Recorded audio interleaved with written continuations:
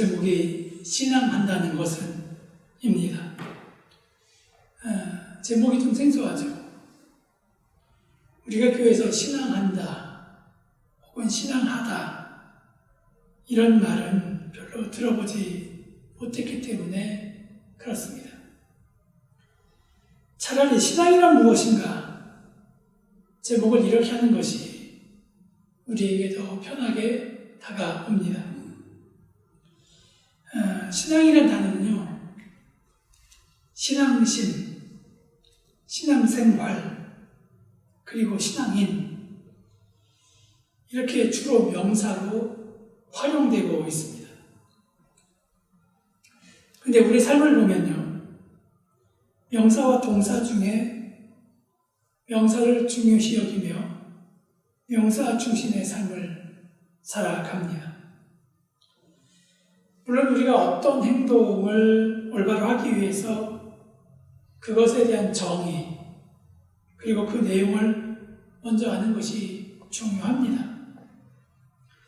하지만 그것을 알았다, 배웠다는 것과 그 배운 것을 행한다는 것은 다릅니다. 우리는 얼마든지 사랑에 대해서 배울 수 있죠. 하지만 사랑을 하느냐, 이것은 전혀 다른 문제입니다. 그래서 우리는 동사에 더 관심을 기울일 필요가 있습니다.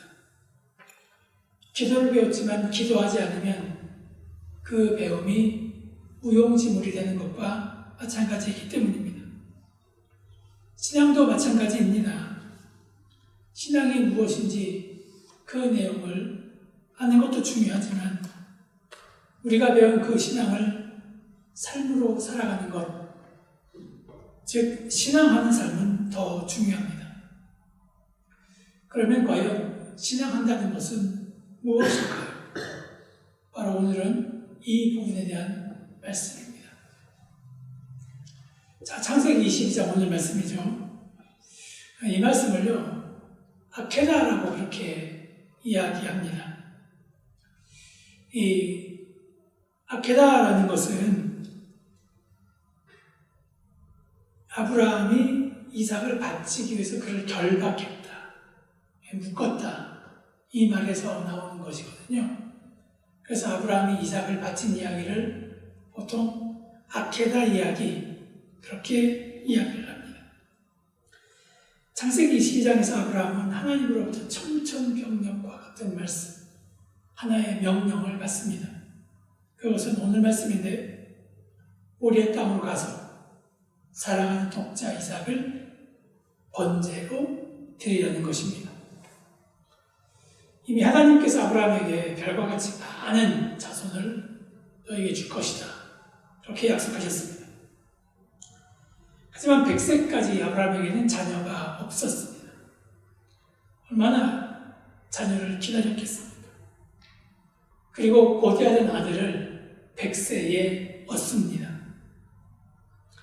그래서 이삭은 은혜의 상징이며 또 동시에 자신의 미래입니다. 그런데 하나님이 주실 때는 언제이고 이제는 이 아들을 번제로 드리라, 그렇게 말씀하고 있습니다. 우리가 번제로 드려라 이렇게 이야기하면요, 이 말씀이 얼마나 심각한 말씀인지 피부로 다가오지 않습니다. 그런데 레위기 율법에 따르면 번제를 드리기 위해서는 이 제물을 죽여야 합니다. 그리고 그것으로 끝나는 것이 아니라 이 제물의 가죽을 벗기고 또 제물을 해체한 후에 내장까지 함께 다 온전히 불살라야 합니다. 이삭은 양이나 소가 아닙니다. 아브라함의 사랑하는 아들입니다. 아들을 죽이라는 이 한마디만 해도 지금 쓰러질 지경인데 번제드릴 제물로 써야 한다니 보통 사람은 도저히 따를 수 없는 하나님의 명령이 아닐 수 없습니다. 근데 이 아브라함도 보통 사람이 아닙니다. 창세기 22장 3절을 히브리어 원문 성경으로 보면요, 이렇게 이야기합니다. 바 아슈켄 아브라함 바보켈, 이렇게 시작하는데 번역하면 그리고 아브라함이 아침에 일찍 일어났다, 바로 이렇습니다. 이 바 아시켐에서 바는 영어로 and, 번역으로 하면 이제 그리고 이렇게 번역이 되고요. 히브리어 문법으로 이야기하면 이것은 바브 콘세큐티브가 됩니다. 바브 콘세큐티브가 쓰였다고 하는 것은 무엇이냐면요, 2절과 3절이 바로 밀접하게 연결되어 있다는 뜻입니다. 만약 22장이 2절로 끝나고 3절로 23장이 시작된다고 한다면요, 그리고 바브 콘세큐티브가 없다고 한다면, 여러분 문장이 연결 없이 끝나기 때문에 일단은 22장이 2절로 마치고 또 23장이 3절로 이렇게 진행된다면 그 사이에 여러 가지 많은 일들이 있었고, 최소한 적어도 우리는 아브라함이 이 하나님 명령에 대해서 수많은 추측을 했다는 것을 우리가 생각할 수 있습니다. 하지만 히브리어 문장에서 2절과 3절은 바로 이어집니다. 즉 2절에서 하나님께서 명령을 내리시자 3절에서 아브라함은 곧바로 준비하여 모리아 땅으로 떠났다는 말이 됩니다. 이 말은 아브라함이 그 끔찍한 하나님의 명령에 즉각 순종했다는 뜻입니다.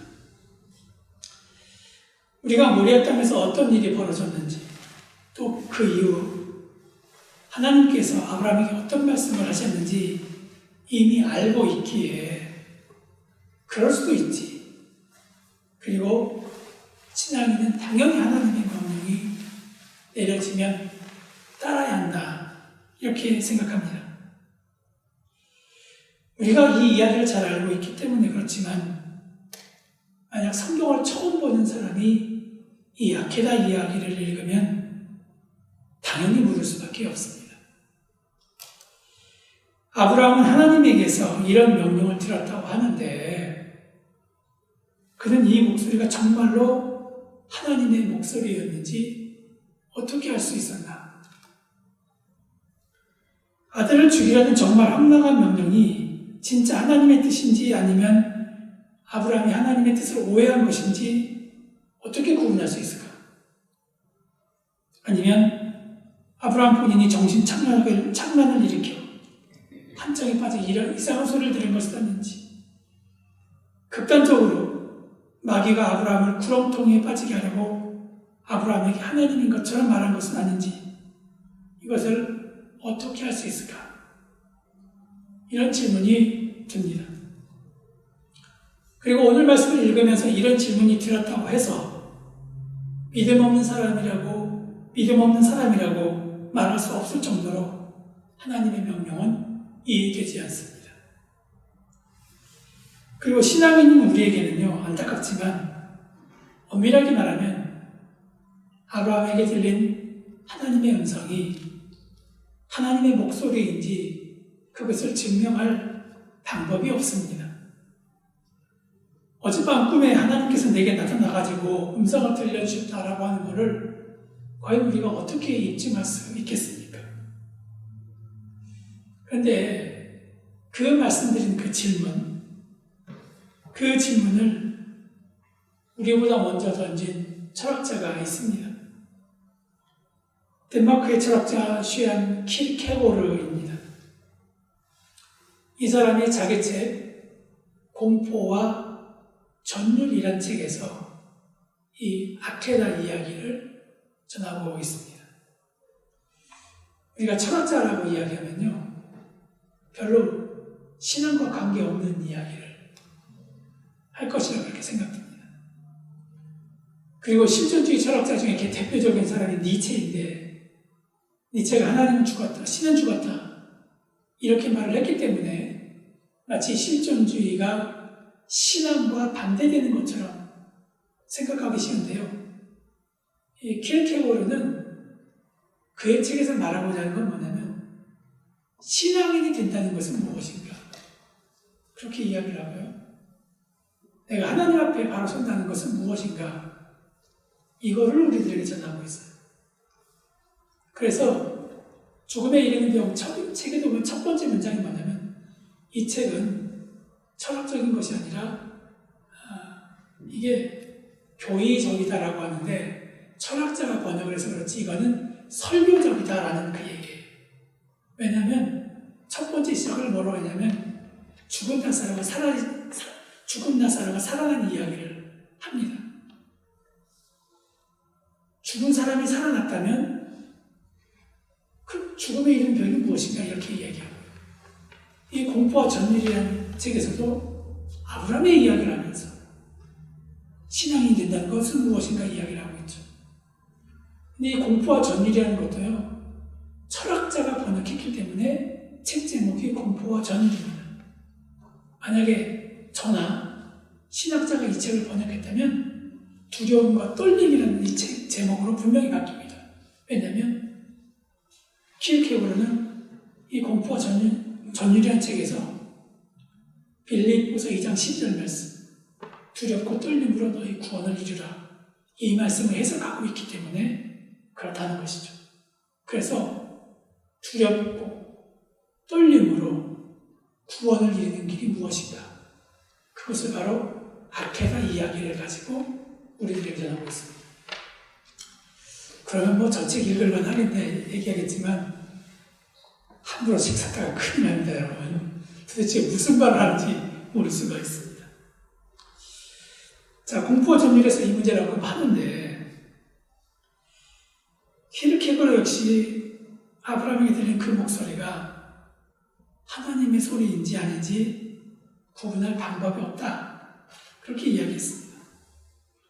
그리고 지금 아브라함이 하려는 즉 이삭을 번제로 드리려는 행위가 참되다는 것 역시 어떤 방식으로도 증명할 수 없다. 그렇게 이야기를 했습니다. 사실 그렇습니다. 신앙인이 아닌 사람이 오늘 말씀을 읽으면 당연히 생각할 가치도 없는 것이다. 그렇게 끝내버릴 것이다. 그리고 이런 식으로 자식 바친 이야기에 무슨 선한 것이 있습니까? 윤리적으로 100번 양보해서 생각해 보아도요, 아무런 덕이 없습니다. 자식 바치는 이야기가 이해되지 않지만요, 가끔 합당하다고, 윤리적으로 합당하다고 생각되는 경우가 있습니다. 성경이나 고전 소설을 보면 자식 바치는 이야기가 종종 나오는데요. 사사기 11장에 사사기 10장에 있다가 이제 암몬과 싸우기 전에 하나님께 서원을 합니다. 암몬과 전쟁에서 승리하면 하나님, 제가 승리해서 돌아오는 길에 제일 먼저 나를 영접하는 그 사람을 하나님께 제물로 바치겠습니다. 이렇게 서원을 하고 그리고 암몬과의 싸움에서 승리합니다. 그런데 이 입다를 제일 먼저 영접한 사람이 누구냐? 바로 그의 무난 동료였습니다. 결국 소원대로 바치게 됩니다. 소설 심청전에 보면요, 심청이가 공양미 300석을 바칩니다. 아버지가 눈을 뜰 수 있다는 이야기를 듣고 자기가 제물이 되어서 인당수에 빠지는 이야기가 나옵니다. 이런 이야기가 이해되는 이유는 뭐냐면요, 우선 입다의 경우는 한 사람이 희생함으로 민족이 전쟁에서 승리했습니다. 뭐 이런 스토리는 우리가 영화에서도 많이 볼 수 있지 않습니까? 심청이는 아버지 눈을 뜨기 위해서 희생을 선택했습니다. 이런 것을 보면 나름대로 윤리적인 덕목이 그래도 있습니다. 하지만 오늘 아케다 이야기에는요, 윤리적으로 봐도 그런 덕목이 전혀 없습니다. 아브라함은 자신이 하나님으로부터 인정받기 위해서 아들을 바치는 결정을 한 것이 아닙니다. 그리고 지금 상황이 다 이해가 돼서 그런 행동을 한 것도 아니었습니다. 아브라함의 결정은 아주 단순합니다. 어떤 선택을 해야 하는지 모르는 상황에서 아브라함이 한 일은 자기 자신이 옳다고 믿은 그 길을 따르기로 스스로 선택한 것입니다. 여기서 말하는 옳다고 믿은 그 길이란 곧 하나님에 대한 믿음을 말합니다. 아브라함은 우선 그 목소리가 하나님의 음성이라는 것을 믿었고, 그리고 내가 믿고 의지하는 하나님은 절대로 황당한 명령을 내리는 분이 아니고 진실로 선한 길로 인도하는 분이라는 것을 믿은 것입니다. 편안한 상황에서 믿은 것도 아닙니다. 내가 어떻게 해야 할지 모르는 그 상황에서 하나님의 명령을 따르기로 스스로 결단하는 것입니다. 이런 걸로 보면요, 신앙생활이 참 어려워요. 그저 예배 잘 드리고 착한 일 많이 하면 될 것 같은데 오히려 하나님이 우리에게 시험을 주시고 우리 삶을 어렵게 하기 때문에 그렇습니다. 그런데 역설적이게도요, 이런 흔들림 속에서 우리 신앙은 더욱더 굳건해집니다. 남이 겪지 못한 그런 극한의 상황을 견디는 사람은 세상을 다르게 보기 때문에 그렇죠. 그래서 나이 드신 어른들이 젊은 사람들에게 이럴 땐 이렇게 해라라고 충고를 할 때가 있죠. 그분들은 이미 많은 경험을 했고 또 젊은 사람보다 극한의 상황을 이미 경험해 봤기 때문에 그때는 이런 선택을 한다라고 그런 말을 할 수 있는 것입니다. 이런 관점에서 신앙은 누구도 어떤 것이 정답일지 확신할 수 없는 상태에서 자신이 무엇을 믿을 것인지 확실하게 결정했고 자신의 선택을 끝까지 따라가는 것입니다. 내 삶의 근원을 바로 하나님께 두는 것입니다. 그리고 이것이 바로 신앙하는 것입니다. 이 세상에서 우리가 삶의 근원으로 삼을 수 있는 것이 참 많습니다. 돈도 있고요, 명예도 있고, 아니면 법, 정의 같은 것 많습니다. 만약 돈을 삶의 근원으로 삼는다면요, 선택의 순간에 나에게 이익이 되는지가 중요한 판단 수단이 됩니다. 법이 삶의 근원이 된다면 이것을 행할 때 불법의 요지는 있지 않는지 그것을 따지게 됩니다. 하지만 아브라함에게 이런 사람이 만든 것은 두 번째 문제였고 가장 중요한 판단 기준은 나에게 주어진 하나님의 명령이었습니다. 이것을 현재 우리들에게 적용해 보면요, 우리의 삶의 근원이 무엇인가? 우리에게 선택의 순간에 가장 중요한 것이 무엇인가? 그렇게 묻는다면 가장 중요한 판단 기준은 우리에게 성경을 통해 주어지는 바로 하나님의 명령, 하나님의 말씀이 됩니다. 아들을 바치면 내 후손은 어떻게 되는 것인가? 아내가 과연 어떻게 반응할 것인가? 이런 행위가 위법이 되는 것인가 아닌가? 이런 생각은 하지 않습니다. 선택의 순간에 아브라함은 철저하게 하나님을 의지했습니다. 여기서 중요한 점은 아브라함이 어떤 정보를 의지하거나 누구의 조언에 따르지 않고 스스로 판단하여 선택했다는 것입니다. 우리 삶을 보면요, 누구에게도 의존하지 못한 채 나 혼자 결정하거나 선택해야 하는 순간이 너무나 많이 있습니다. 이것은 신앙인이든 아니든 다 똑같습니다. 자, 한국 고등학생의 예를 한번 들어보겠습니다. 대학교 입시를 앞둔 고등학생은 대학교 선택이라는 문제에 직면했습니다. 그래서 A 대학교에 갈지 B 대학교에 갈지 고민합니다.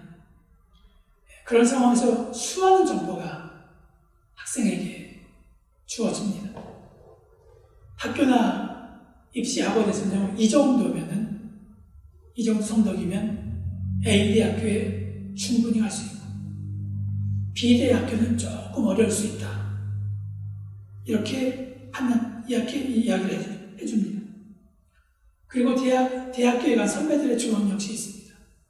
A 대학교에 갈 때, B 대학교에 갈 때 장단점, 그리고 졸업 후에 취업은 어떻게 될 것인지 이런 등등의 모든 정보를 알려줍니다.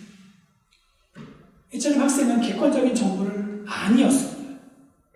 그러나 이렇게 수많은 정보를 학생이 가지고 있다고 할지라도요, 선택과 결정은 나의 몫입니다.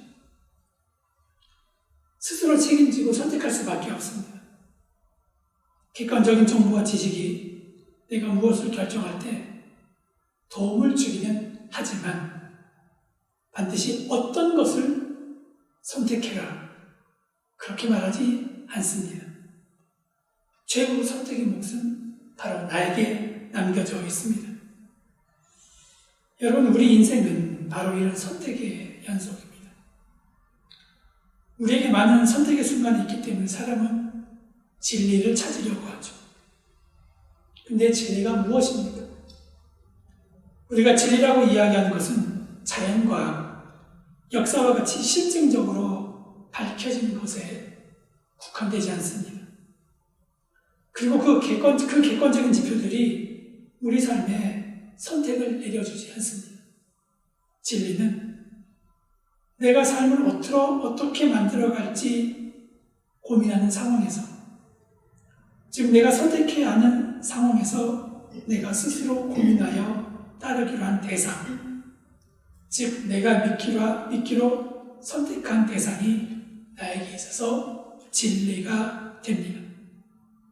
내가 그 대상을 따를 때 나는 정말 그 대상을 신앙한다, 그렇게 말할 수 있습니다. 아브라함에게 있어서 진리는 곧 하나님이었습니다. 그러기에 아들을 바치는 선택을 하게 된 것입니다.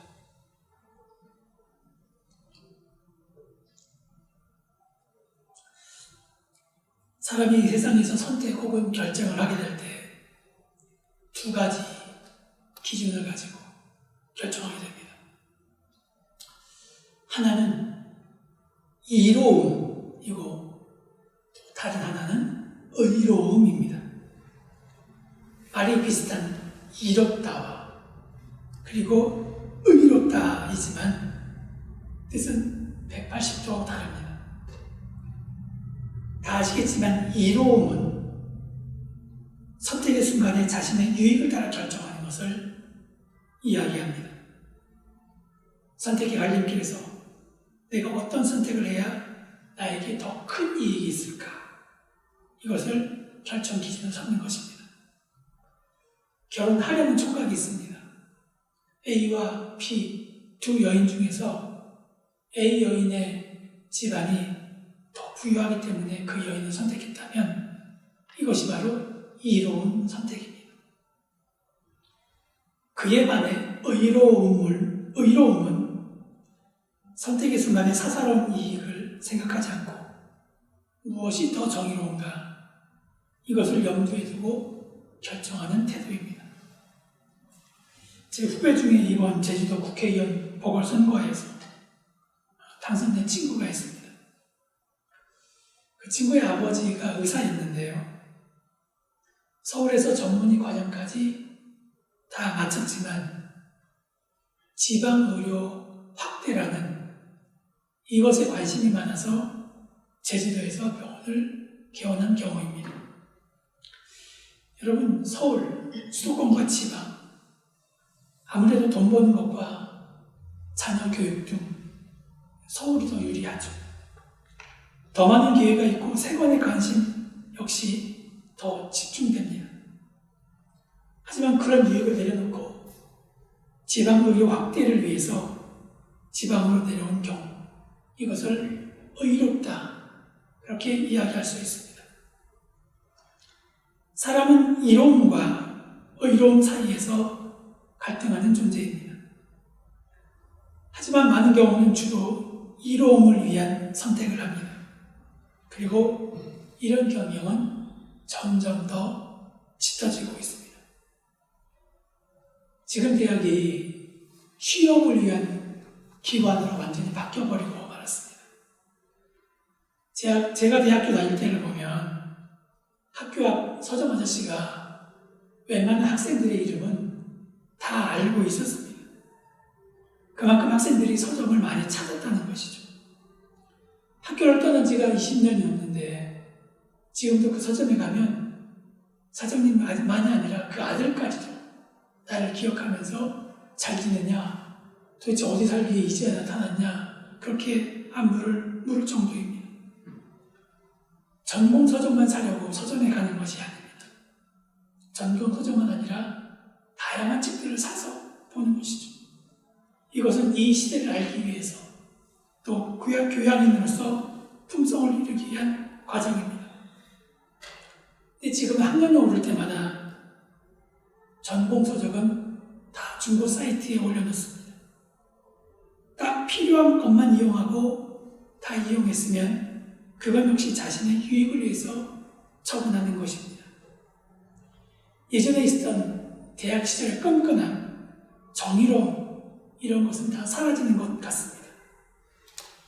교육이라고 하는 것이 지식만을 쌓는 것이 아닙니다. 그 속에서 사람 사는 것 역시 배워야 합니다. 치열한 취업 경쟁 속에서 내 옆에 있는 사람이 내 동료이며 동반자라는 생각보다 오히려 경쟁자, 내가 밟고 넘어서야 하는 그런 사람으로 바라본다면 과연 그게 제대로 교육받은 모습이고 사람 사는 모습이겠습니까?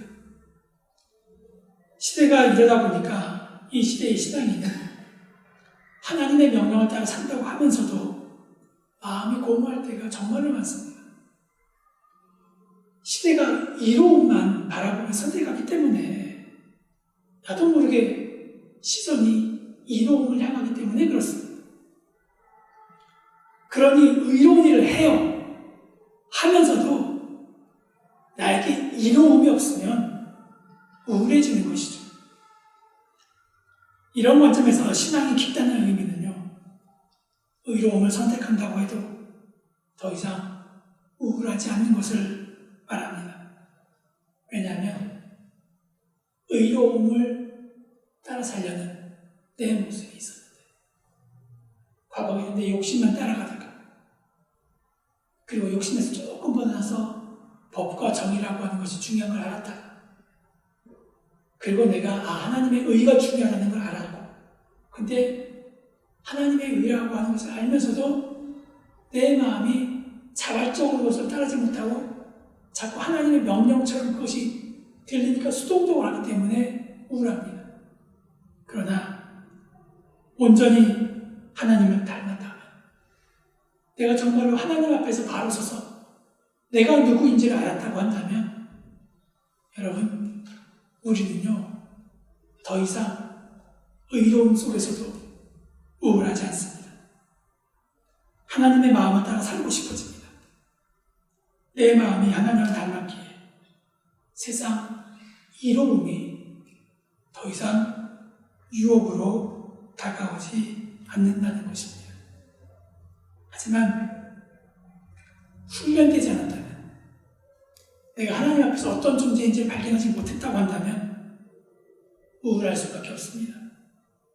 끊임없이 나 자신을 부인해야 한다는 그 사실이 나를 우울하게 만드는 것입니다. 자, 오늘 말씀으로 다시 돌아와서 오늘 말씀을 한번 상징적으로 해석해보면요. 아브라함에게 말씀하신 하나님의 명령은 의로움입니다. 그리고 이삭은 이 세상 가치, 즉 이로움입니다. 지금 아브라함이 당하는 시험은 이것입니다. 아브라함, 너는 이로움에 매여 의로움을 포기하든지 아니면 의로움을 위해 가장 소중한 것까지 다 바칠 수 있느냐. 하나님은 아브라함의 신앙, 즉 의로움을 위해 살아가는지 아닌지 그것을 시험해보고 싶었던 것입니다. 신앙인 우리가 올바른 삶을 살기 위해서는, 즉 진정한 의의를 실현하기 위해서는요, 때로는 이 세상의 모든 명예와 가치, 그리고 이 세상에서 희생을 필요할 때가 있습니다. 아케다 이야기는 단순히 옛날 이야기가 아니라 이런 시험과 또 우리에게 그런 선택의 순간이 늘 있다는 것입니다. 그럴 때 과연 우리는 어떤 선택을 해야 될까? 신앙한다는 것은, 그리고 신앙이 깊다는 것은 무엇일까? 이로움과 의로움이 우리 앞에 놓인 선택인데 과연 우리는 무엇을 바라보고 있습니까?